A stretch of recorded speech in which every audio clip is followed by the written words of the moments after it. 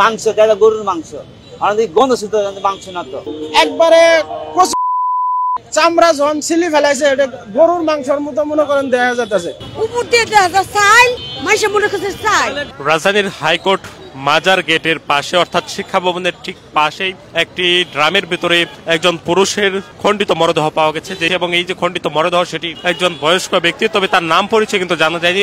করে খাওয়া দাওয়া করি দুপুরের দিকে 2-4টার দিকে আসি, ওই সময় দেখছি একটা ব্যান গাড়ি যায় দূরে টানতে চলে গেছে।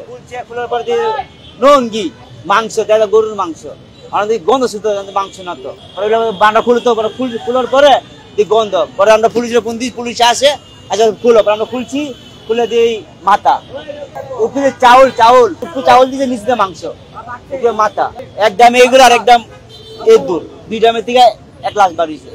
একবারে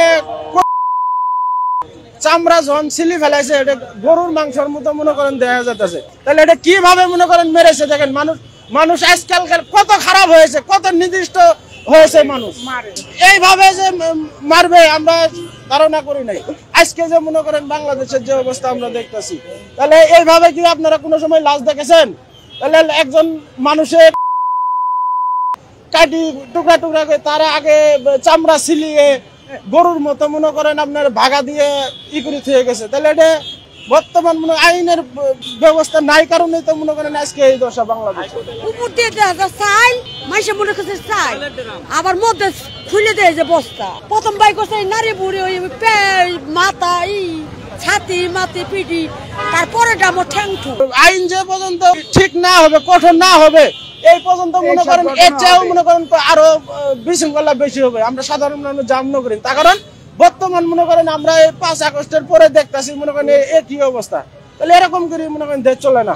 আমি তো পরে আধা ঘন্টার মতো এখানে আরেকবার বিকেলে আসছিলাম, দেখি যে লাশ ছিল তখন নাকি ড্রাম ছিল তখন। পরে আবার যারা বাইক হচ্ছে এখানে যারা থাকে যে টুকাই যারা রাস্তার মধ্যে, ওরা বাইক হচ্ছে গন্ধ বাড়াইছে না লাশের, ওরা বাইক হচ্ছে পরে তো একবার থেতলা করা মানে চাপাটি দিয়ে থেতলা করছে।